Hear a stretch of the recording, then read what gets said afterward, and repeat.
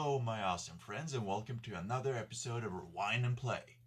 Today, I'm taking on the delightful mission of covering which games I think should be on the N64 Classic. And this is, of course, a subject that's been covered by numerous pages over and over again. But I intend to do this a bit differently. You see, most of these lists are just lists of the best games on the systems, with a few nostalgic games thrown in for good measure. Instead, my take on this is to create a list that's varied and that generally gives players a feel for what the system was all about back in the day. It basically boils down to making a list that's somewhat likely to happen. So for that reason, I won't list Wipeout 64 or anything like that. To achieve this goal, I'm going to include games based on a few different categories. The first one is obligatory games. The second is system-defining games. Third is era-defining games. And finally, the fourth is interesting and rare games. And judging by the reduction in quantity of games on the SNES Classic when compared to the NES Classic, I predict that the N64 Classic will have around 15 games. So that's how many games I'll feature on my list. To avoid copyright strikes, and because it's the most predictable, the first category will receive the least coverage, and that is the obligatory games category. It's the games that you absolutely have to play if you want to play an N64. It's the cream of the crop of first-party games. The games in question are these, and if you want to know more about them, there's probably a few hundred videos on YouTube that cover them.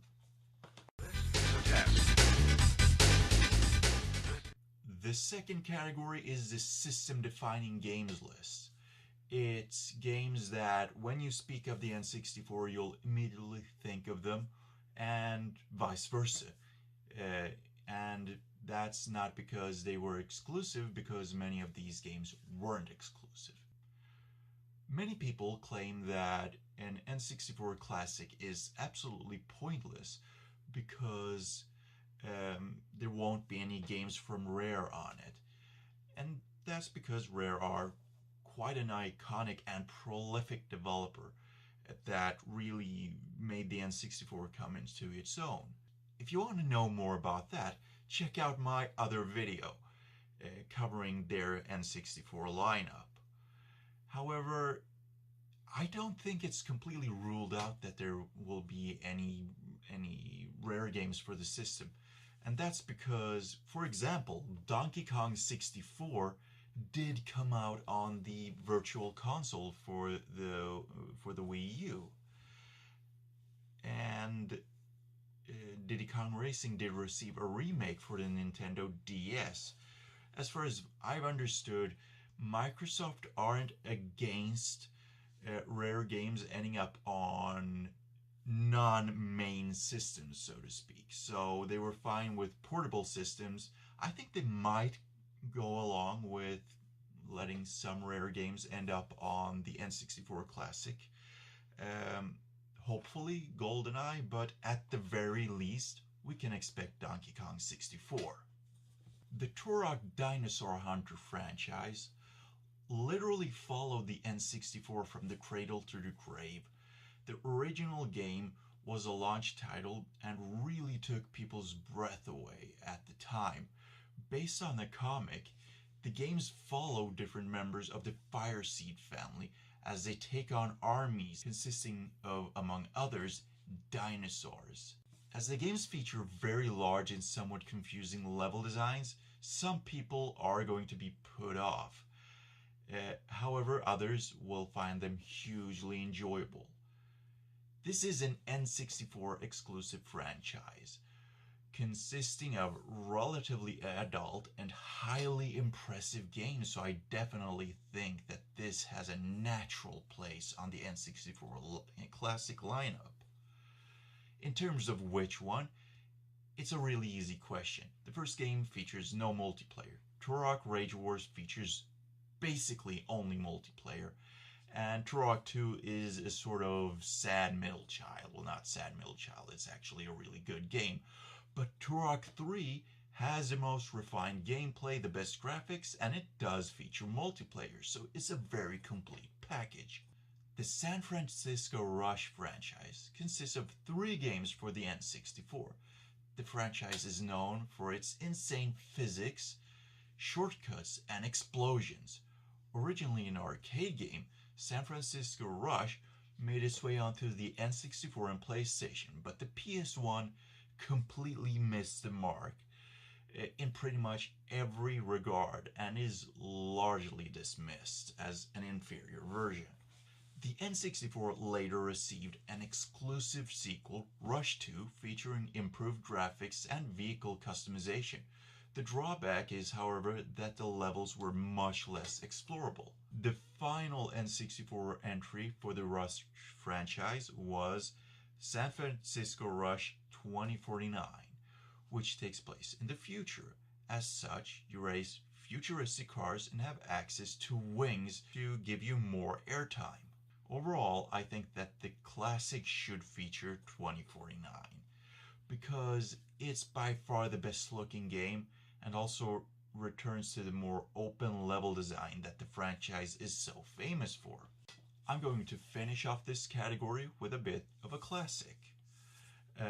In this era, Nintendo actually had a long line of extreme sports games. However, I feel that Wave Race deserves to be on the classic just because 1080 and Excitebike 64 have been thoroughly outdone and surpassed by newer games.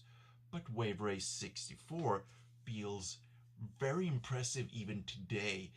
In terms of fun vehicle handling, it remains superior to its GameCube sequel. This category covers games that were all the rage in the mid to late 90s.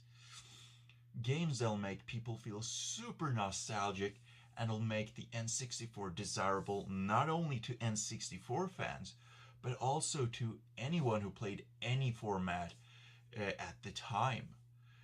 This will generally mean third-party ports, and the N64 most certainly did get a lot of those. First-person shooters were every bit as popular back then as they are today. In fact, they might have been even bigger deal back then.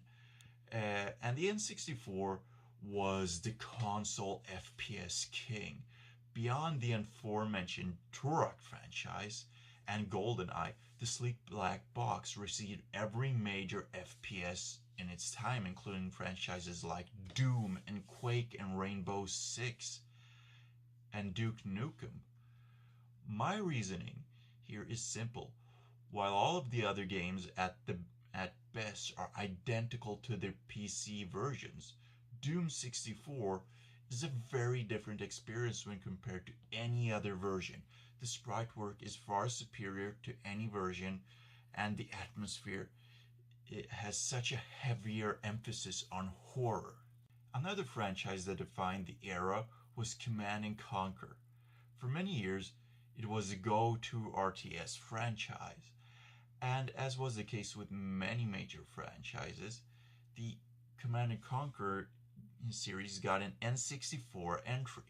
And just like Doom 64, it was quite unlike any other entry in the franchise. This is mainly down to the game's polygon-based graphics. Remember, this came out in 1999, while PC gamers didn't get a 3D entry until 4 years later. That alone makes this worth putting on the N64 Classic. The final category is about games that are generally interesting and that should be on the Classic for one reason or another. Games that are rare or display something unique with the N64. Before Ocarina of Time, there was Mystical Ninja starring Goemon. Based on the popular manga, Goemon has a gameplay style surprisingly similar to the later Ocarina of Time, although it features controls and platform elements more reminiscent of Mario 64. In fact, the similarities are so striking that one may wonder if Nintendo didn't actually take inspiration from this classic. And whether or not that is the case is up for debate. And it isn't really that relevant because this is an awesome game that definitely should be on the N64 Classic. A developer that receives way too little credit for their work on the N64 is Factor 5.